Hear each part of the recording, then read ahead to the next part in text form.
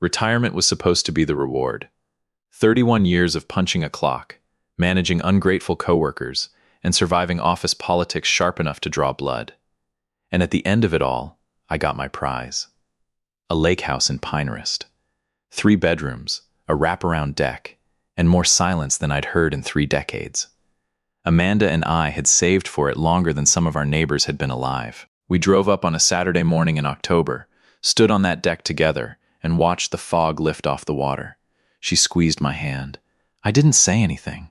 There was nothing that needed saying. For 8 months, it was perfect. I didn't know it yet, but that peace was about to be weaponized against me.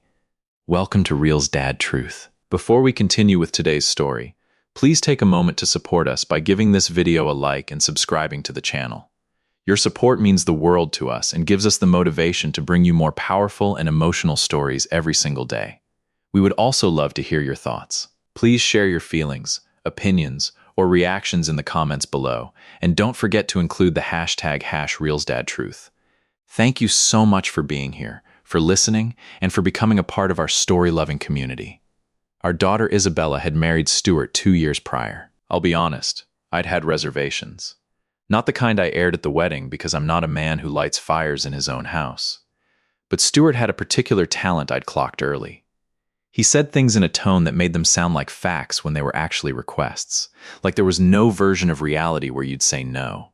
Amanda called it confidence. I called it something that starts with a different letter. They lived 40 minutes from us in a suburb that looked like every other suburb. Tan houses, tan fences, tan people with beige dreams. Stuart worked in commercial real estate. Isabella taught 2nd grade. They had 1 kid, our grandson Logan, who was 4 years old and the only genuinely perfect thing in this story. On the last Friday of June, they came for dinner. I grilled. Amanda had made her potato salad. The good one with the whole grain mustard, not the sad mayonnaise version she makes when she's tired. We ate on the deck. Logan chased fireflies. It was nice. It was the kind of nice that makes you let your guard down. That's when Stuart sat down his beer and said, "So, Dad, we wanted to talk to you about something. I have never once in my life liked a sentence that started that way." "Sure," I said. He leaned forward, elbows on the table like he was about to present a business proposal, which I would later understand he absolutely was. "My parents," he said, "Reed and Nicole, they've been having a rough time." I did know. Reed had retired early due to a bad back. And Nicole. I'll be diplomatic here. Nicole had a personality that made every room feel smaller. They'd been living in an apartment outside the city since selling their house 2 years ago. Stuart had mentioned in passing that they weren't happy there. I'd filed it away under not my problem. "What kind of rough time?" Amanda asked. "Financial, mostly. And my dad's back has gotten worse. They need somewhere quieter, somewhere with space." He paused, let it sit there. "Then we were thinking just temporarily they could stay here in the lake house." The deck got very quiet. A loon called out across the water. I remember thinking, "Yeah, me too, buddy. Temporarily?" I said. 3 months, maybe 4, just until we figure something out." I looked at Amanda. Amanda looked at me. Isabella was staring at the table like the wood grain was suddenly the most interesting thing on earth. "Stuart," I said carefully, "this is our home." I know, and we wouldn't ask if it wasn't important. They're family. They're your family, I thought. But I didn't say it. Not yet. Amanda put her hand on my arm. "Let us think about it," she said. Stuart smiled, and I noticed. I filed it away immediately. That he smiled before Amanda had finished the sentence, like the answer was already decided. Like "let us think about," it was just the formality before the inevitable yes. I didn't say anything that night, but I started thinking. The following week was what I privately call the campaign. Stuart texted. Isabella called. Nicole, who had never once called me in 2 years of being family, left a voicemail that was 8 minutes long and included the phrase, "We just need someone to believe in us right now," no fewer than 3 times. Reed sent a handwritten note, which impressed me until I realized Nicole had almost certainly dictated it. Amanda softened. I watched it happen in real time. She's a good woman, my wife. Too good sometimes. She started saying things like, "It's only temporary," and "they're struggling," And Logan would love having his grandparents nearby. I listened. I nodded. I did not commit. Then Stuart came by one afternoon alone, no Isabella, and sat across from me at the kitchen table with that same boardroom posture. "I think there's some hesitation on your end," he said. "Sharp instincts," I said. He didn't miss a beat. "I get it. It's your space. But honestly, Andrew, what are you using the third bedroom for? Storage?" I looked at him for a long moment. "Stuart," I said, "the third bedroom is a guest room for guests we invite." "Right. And my parents are not guests I've invited," he shifted. I guess I thought family didn't need a formal invitation. "Family," I said, "is a word people use when they want something without asking properly." He stared at me. I stared back. It was the first time I'd spoken plainly to him, and I could see he didn't quite know what to do with it. Then he said, "And I want you to understand that this is a direct quote. Look, I wasn't going to say this, but Isabella is really stressed about this. And when Isabella is stressed, it affects our marriage. And when our marriage is affected, it affects Logan." I heard that. I heard every layer of it. He had just held my daughter's marriage and my grandson's stability over my head like a conductor's baton. I smiled. "Let me talk to Amanda," I said. He left satisfied.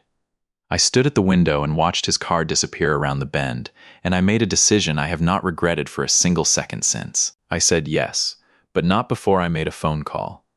My friend Ashley, who I'd worked with for 12 years and who was, before she retired, the sharpest operator I'd ever known, had gone into home security consulting after leaving our company.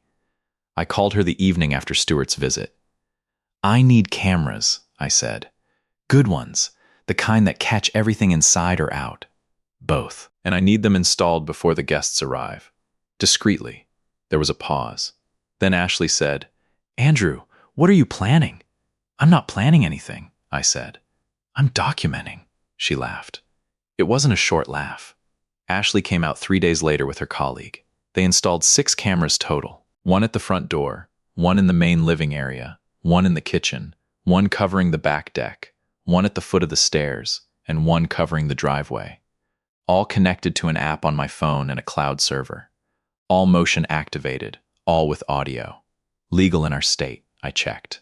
I set up alerts. Then Amanda and I moved our important documents, personal items, and anything irreplaceable into a locked room off the master bedroom, the one we'd always used as a home office. "You're being dramatic," Amanda said, watching me pack a box. "Probably," I said. I didn't tell her about the cameras.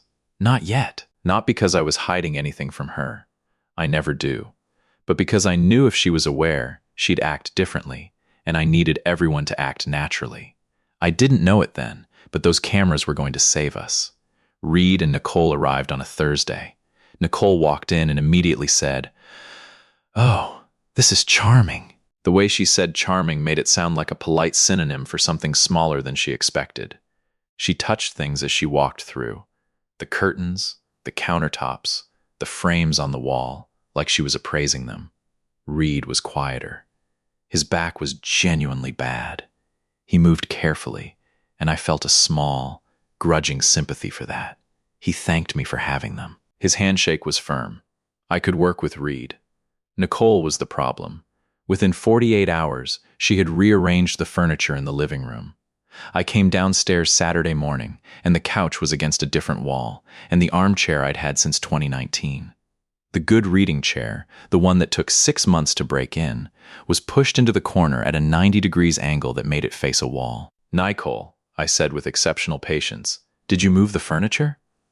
"I did," she said brightly. "The flow was all wrong. This is so much better. It's my house." "Oh, I know. I just thought it's the least I could do to help," Reed mumbled from behind his newspaper. "Nicole." She ignored him and started talking about throw pillows. I put the chair back. She moved it again the next day when I was at the hardware store. I moved it back again. We did this 3 times before I decided I was better served saving my energy. The cameras, meanwhile, were catching everything. Week 2 was when the first real alarm went off.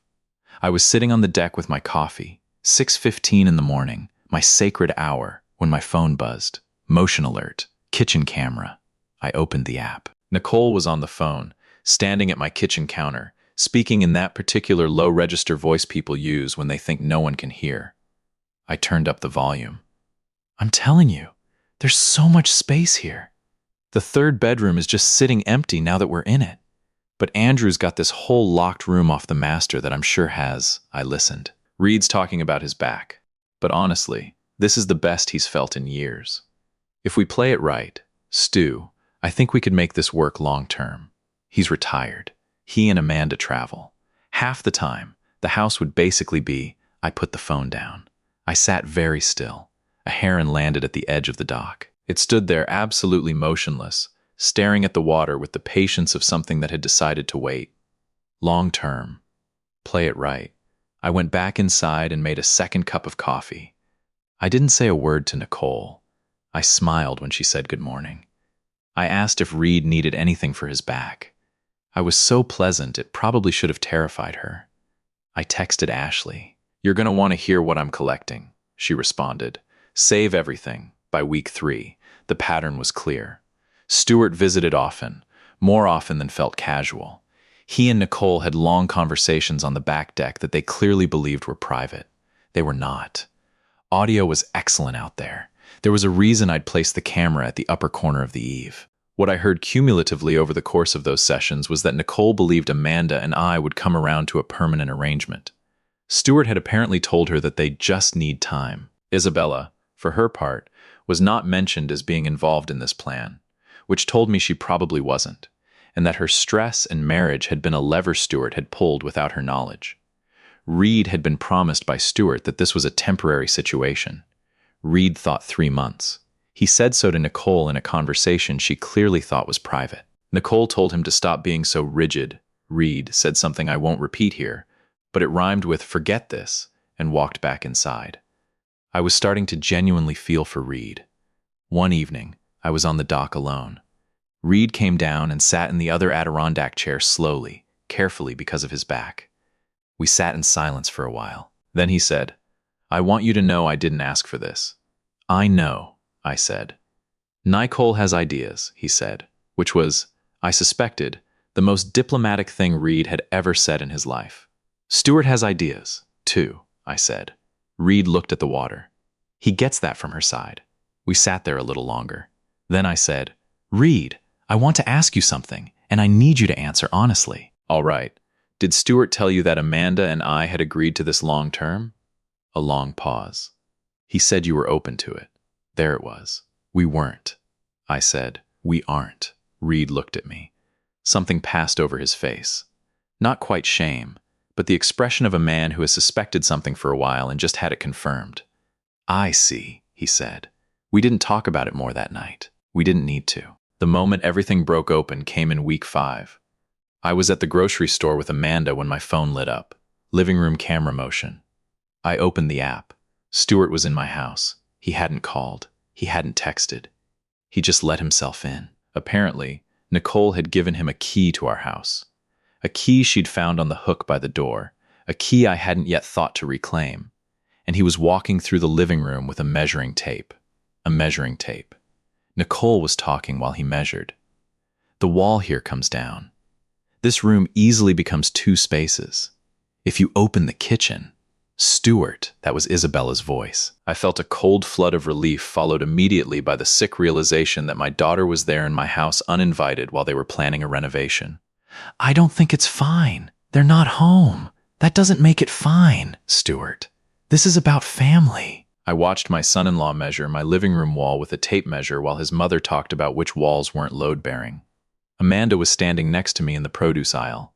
She didn't know I was watching anything. She was holding a bag of apples. Everything okay? She asked. Not even a little, I said. We need to go home. I want to tell you that I went home and lost my temper. That would be the satisfying version, the righteous explosion. The moment where Andrew Peterson plants his feet and roars. That's not what happened. What happened was I pulled into the driveway, saw Stuart's car, and felt something settle in my chest. Not rage, something quieter and far more dangerous. Something that had been building for 5 weeks and had just finished constructing itself. I went inside. Isabella saw my face and went pale. Dad! Hey, Stuart, I said pleasantly. He spun around.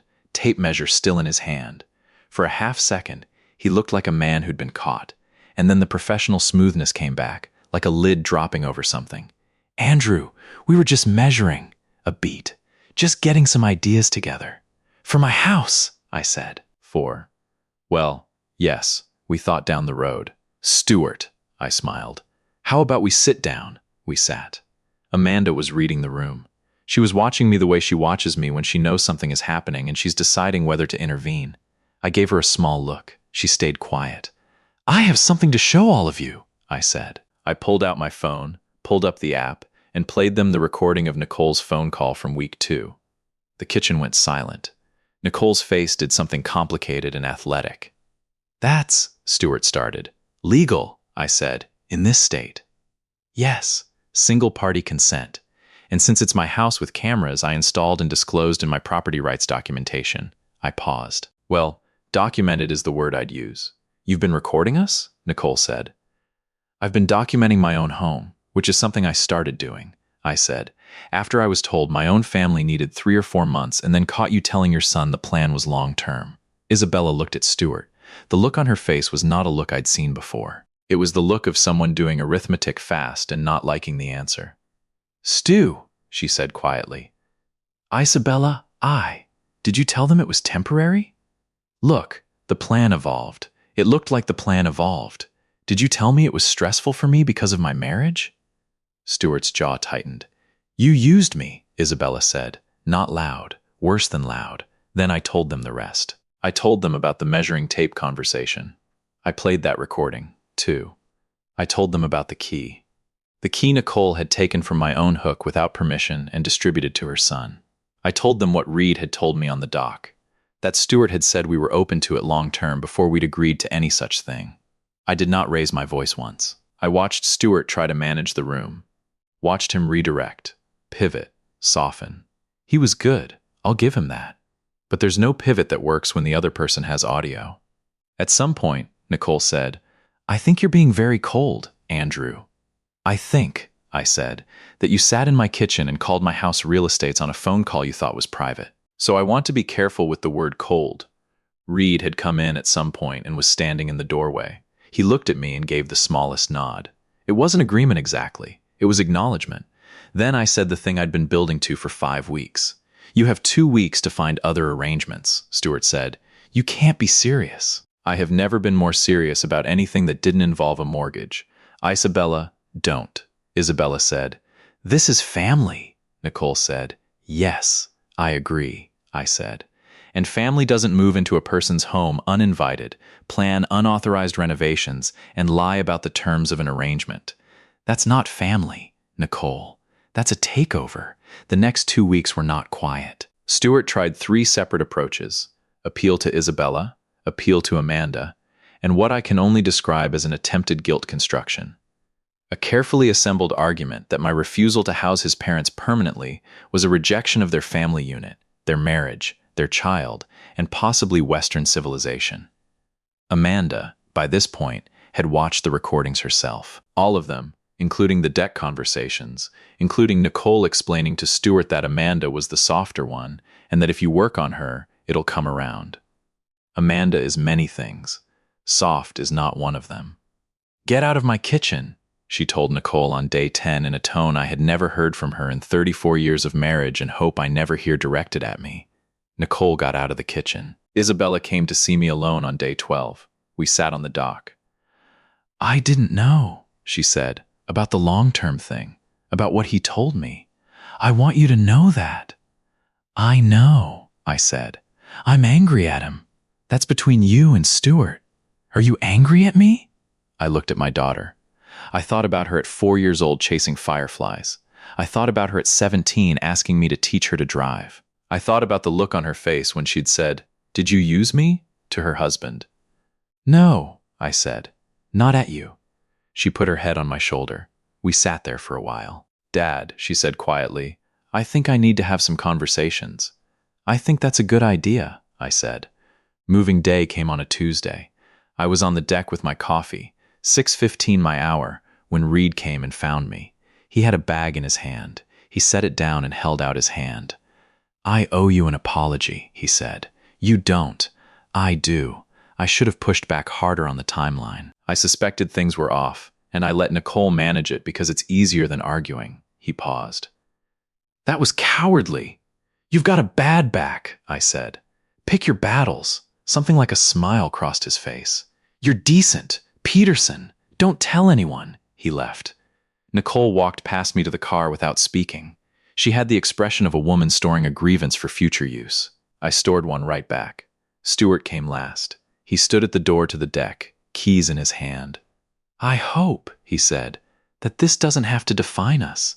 I looked at him over my coffee cup. Stuart, I said, you used your wife's emotions as leverage to move your parents into my home without genuine consent, lied about the permanence of the arrangement, had your mother take a key to my house without permission, and stood in my living room with a measuring tape planning which of my walls to remove. And then you tried to make me feel like I was the problem. He didn't say anything. So here's what defines us, I said. What you did is documented permanently. And if there is ever another attempt to manage, manipulate, or maneuver this family for your benefit, those recordings go to Isabella. All of them. Every word. His face had done something I hadn't seen before. It wasn't anger. It was the expression of a man who has realized too late that he had fundamentally misread the person across from him. That the quiet, retired guy with the lake house wasn't slow or soft or easy. He'd just been patient. We clear? I said. He nodded once. Good, I said. Drive safe. They were gone by noon. Amanda came and sat next to me on the deck. She brought the good coffee, the Ethiopian beans she saves for good days. She poured 2 cups. We sat and watched the water. The fog had lifted. The heron was back on the dock, motionless, waiting. You know, Amanda said, when you said you needed cameras, I thought you were being paranoid. I know. I was wrong. You were optimistic, I said. There's a difference. She leaned back in her chair. So what now? Now we have our house back, and Isabella, I said, is having conversations. She'll be okay. Amanda nodded. She looked at the water. He really did, she laughed. Not the polite laugh she uses in company. The real one, the deep, involuntary one that's been my favorite sound for 34 years. We sat there in the quiet until the sun was fully up. 6 weeks later, Isabella filed for a separation. I didn't celebrate that. I want to be clear. A marriage ending, even one that needed to end, is not a victory lap moment. My daughter was in pain. That mattered more than being right. But when she came up to the lake house that first weekend alone and sat on the deck and let the quiet work on her for a while and then looked over at me and said, Dad, how did you know? I thought about the chair he'd moved, the tone of the first sentence, the smile before Amanda finished speaking, the measuring tape experience. I paid attention, I said, and a decent camera system. She shook her head. You were ready the whole time. No, I said honestly. I just paid attention. Logan came running down the dock toward us, arms out, absolutely certain I would catch him. I did. The heron lifted off the water, caught the light, and was gone. Stuart, as of the last I heard, had taken a job in another city. Nicole and Reed were renting an apartment smaller than they wanted. I'm sure. Nobody called to tell me this. I found out through Isabella, who found out from Reed, who apparently calls her sometimes to check in. I don't know what that means. I don't spend a lot of time thinking about it. What I do think about sometimes is this. Some people look at a quiet man who's worked hard, built something, and stepped back to enjoy it, and they see a soft target. They see someone who won't push back, someone who will absorb, adjust, accommodate, someone who let the furniture get rearranged because it's easier than an argument.